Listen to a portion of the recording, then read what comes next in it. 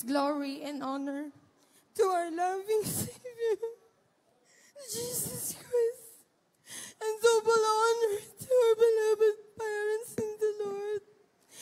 We remember and cherish the blessed preachings and teachings of our dearly beloved Pastor Wilden Shred Almeida and beloved Assistant Pastor Lina C. Almeida.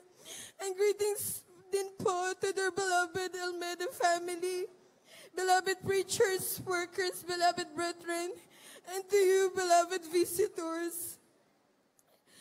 Ako po ay lubos na nagpupuri, nagpapasalamat sa ating pinakamamahal na Panginoong Yesus na ako po ay nakadalo sa araw na to, mga minamahal.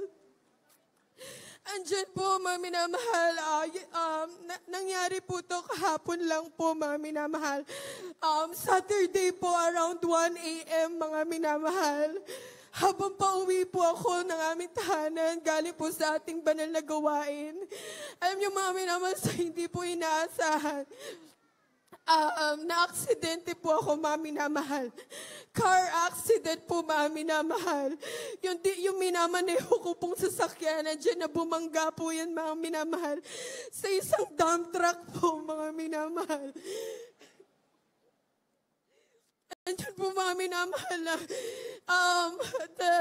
yung naaalala ko po, umiikot-ikot na po yung sasakyan, mga minamahal. Pero mga minamahal, alam niyo po, habang umiikot po yung sasakyan na yan, talagang yung pakiramdam ko po, mabagal lang po yung ikot ng sasakyan. At nandiyan po, mga minamahal, after po, nung naramdaman ko po na humihinto na po yung pag-ikot ng sasakyan na minamaneho ko, andyan po, bigla na po akong nag-bounce back dun po sa upuan ko. At andyan po, mga minamahal, nung huminto na po, andyan na naririnig ko na po yung mga tao na nagsisigawan po sila. Alam niyo, mga minamahal, andyan po na dumadami na rin po yung tao nun sa paligid ng sasakyan, mga minamahal.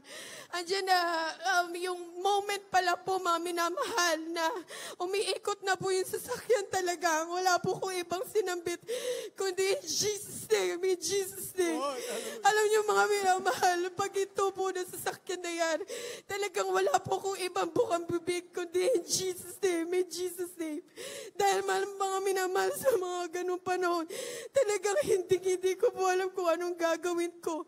Talagang alam ko lang po, tawagan ko ang ating mahal na Panginoon, naturo po ng ating beloved parents in the Lord. Alam niyo, mga minamahal, nung lumapit na po yung pulis po sa pwesto, dito po sa may left side ko, mga minamahal. Andyan po na kinakatok nga po nila ako dahil ang akala po nila, minamahal, wala na po akong buhay. Pero napakadakila po ng ating pinakamamahal na Panginoon. Nandito po ako sa harapan ninyo, nagpapatotoo, nagpapasalamat sa ating pinakamamahal na Panginoon. Andyan po, mga minamahal, tinanong nga po nila ako kung okay daw po ba ako dahil ang worry po nila, mga minamahal, baka nga daw po naipit ako kasi nga po, mga minamahal, sa kanilang point of view po, andyan na napakalakas daw po nung banggaan at andun nga po na umikot-ikot nga po yung sasakyan. Alam niyo, mga minamahal, nung pagkabukas po nila nung pintuan sa side ko, andyan na nakita po nila, mga minamahal, habang chinecheck po nila ako, kasama po yung nag-responde po sa akin, chinecheck po nila yung whole body ko, dahil nung time din po na yun, mga minamahal, suot ko po is yung choir uniform. So, sa madaling salita po, white po yung suot ko. So, makikita po nila agad kung meron po akong bleeding. Alam niyo, mga minamahal, grabe yung pagpapala po ng mahal na Panginoon. Wala pong dumugo sa akin, mga minamahal. Andyan, mga minamahal, ang tanging sugat lang po na natamo ko is yung eyeglasses ko po dahil sa pagkakabounce ko. Pero, other than that po, mga minamahal, ni Isa, wala pong sugat sa aking buong katawan. Labis ko po pinasasalamatan sa ating pinakamamahal na Panginoon Jesus, mga minamahal. At hindi lang po doon, mga minamahal. Gawa nga po na wala po sila nakita sa aking bleeding. So, ang worry po ng mga tao doon, mga minamahal, is baka nagkaroon daw po ako ng internal bleeding or fracture po, mga minamahal. Andyan po, habang naririnig ko po sila, andyan na po yung takot. Na nare-realize ko na po na kung ano po yung nangyayari sa akin, mga minamahal. Andyan po na dinala nga po ako sa ospital para mapacheck po kung ano po yung kalagayan ko, mga minamahal. Alam niyo, mga minamahal, ang pinagawa po nila sa akin is, tinanong po nila ako kung ano po yung masakit. Diyan na, unti-unti ko na nga po naramdaman yung sakit sa buong katawan po. Magmula ulo po hanggang sa paa. Diyan naramdaman ko po yung sakit. Hirap po ako maglakad. Hindi po ako makatayo, ni makaupo, makalingon. Talagang wala po, mga minamahal. Nakahiga lang po talaga ako.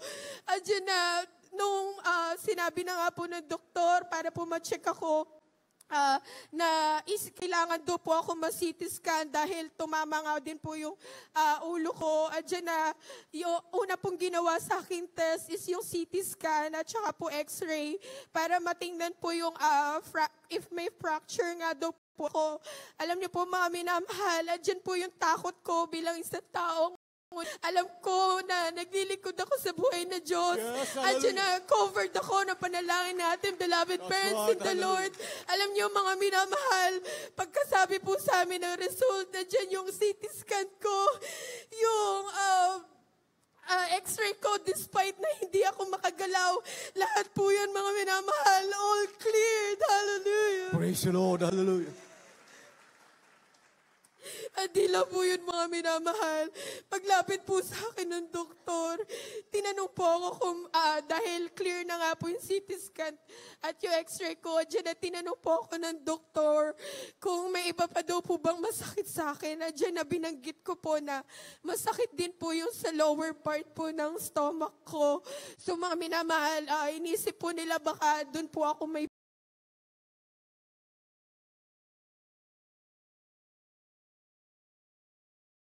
po nila. Alam niyo, mga minamahal, during the ultrasound po, talagang andyan po yung panalangin ko sa ating pinakamamahal na Panginoon na muli siya maghimala, mga minamahal, na wala makikita na anuman dun sa aking ultrasound. Alam niyo, mga minamahal, po yung naging paghihintay namin dun sa po yung kaba ko, pero andyan po, nananalangin ako sa ating pinakamamahal na Panginoong Hesus. Alam niyo, mga minamahal, pagkalapit po ulit ng doktor sa amin, andyan muli po ang pagpapala ng mahal na Panginoon, yung ultrasound po na yan, wala po ulit silang nakita. Praise the Lord. Oh, glory to Jesus. After that po, mga minamahal, sinabi na nga po ng doktor na baka nga daw po yung pananakit lang daw po ng katawan ko is traumatized lang daw po yung body ko and then in shock lang din daw po. So mga minamahal, pwede na raw po ako makauwi on that day din po, kahapon din po. Pwede na rin daw po ako umuwi. Alam niyo, mga minamahal, hindi lang po doon nagtatapos ang pagpapala po natin pinakamamahal na Panginoon. Andyan po, mga minamahal, dumating po sa point na nag-worry na po ako sa mga bills po na babayaran namin dahil sa mga ginawa pong test sa akin. Alam niyo, mga minamahal, andyan na habang naghihintay po kaming matawag yung name ko para po lumapit yung guardian ko doon po sa counter. Alam mo ba, adyan muli po kaming nanalangin sa mahal na Panginoon na maghimala, mahal na Panginoon.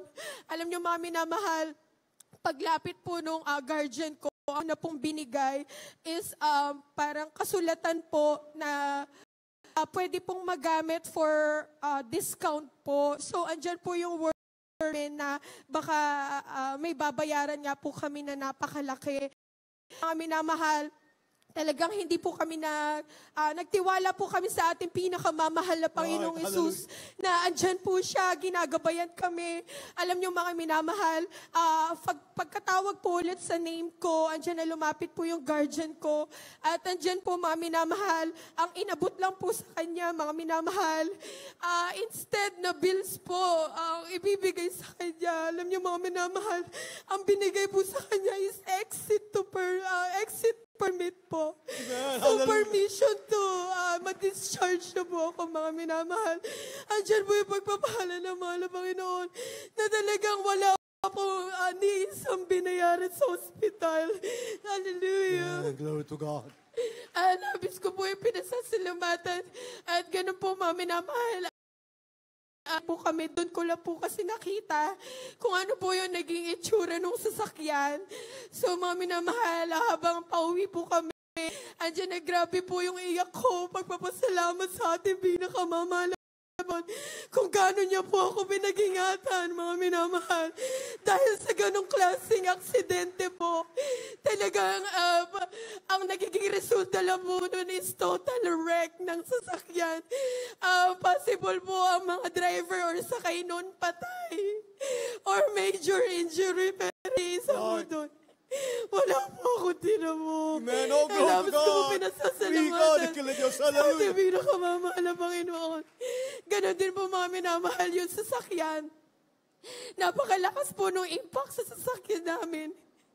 Pero kung makikita nyo mga minamahal, hindi umabot yung tama sa pintuan ng driver's seat. Ni yung gulong hindi natanggal. Ni yung windshield, walang basag, walang gasgas.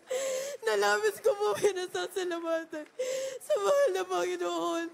Nandiyan po na pinagkalooban niya ako ng pangalawang buhay upang patuloy kong papurihan ang kanyang pangalan. Hallelujah. At ganoon din po mga minamahal. Maraming salamat po sa ating pinakamamahal na Panginoon. Sa lahat po ng pagpaprovide niya sa aming mga pangangailangan. Sa aking po, sa tuwing kami nagkakaroon ng karamdaman, andyan po ang kagalingan na napakaloob na ating pinakamamahal na Panginoon. Andyan mga minamahal, labis ko po pinasasalamatan na patuloy po kami pinangahawakan. Ginagamit ang ating pinakamamahal na Panginoon sa kanyang banal na ubasan. Magmula po na kami mga bata hanggang sa mga oras na to, patuloy niya po kami pinangpapala, pinangahawakan. At hanggang dito na lang po lahat ng papuri. Pasasalamat ay tayo sa ating pinakamamahal na Panginoon Hesus po lamang. Hallelujah.